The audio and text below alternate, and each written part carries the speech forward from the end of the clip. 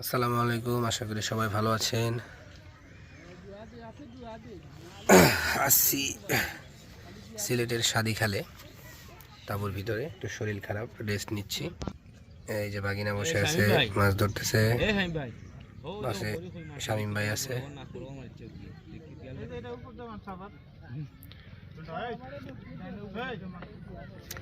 আরো শিকারি আছে।